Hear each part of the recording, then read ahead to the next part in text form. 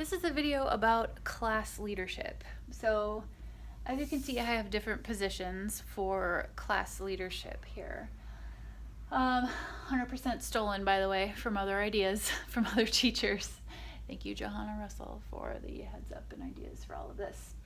But the cool part about class leadership is it allows me to give students more one-on-one time, and it allows them to kind of take responsibility for the classroom and earn house points at the same time.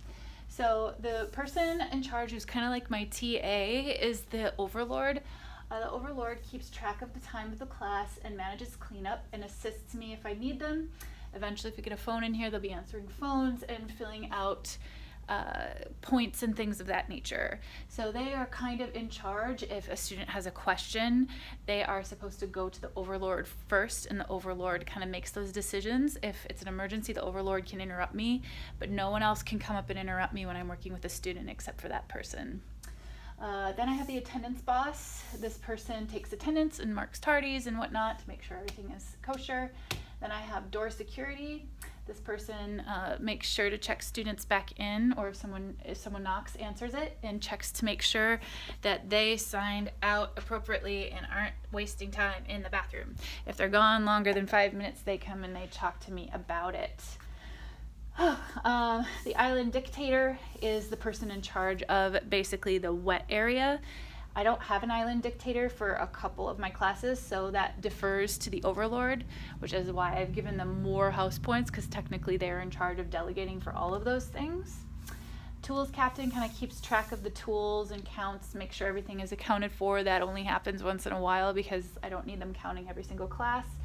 And the hospitality host is in charge of the music and helps people when they're not feeling well, like if they have to go to the office, they'll take them to the office, or if they need a buddy for the day, your hospitality host is supposed to be the one that kind of steps in. All of these positions are elected. All the students completely vote for who they want, and it's up to them if they want to run. They do not have to run.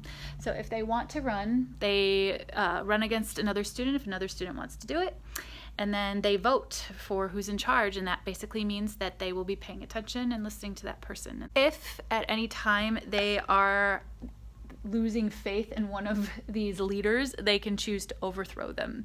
So I have actually a bucket down here that says leadership votes, and I don't know if you can see it as well there, leadership votes. And I have overthrow tickets over here, and I've asked people to wait a little bit to give people a chance to get used to their job, but if they want, they can write the name of the overlord they want to overthrow, the class, and their name, and they can put it in here. And if I have more than half of the class that wants to overthrow someone, usually it's the overlord, we will have a revote and elect somebody else overlord. The overlord gets 25 house points a quarter if they do a good job and they aren't overthrown. So that is the class system of leadership.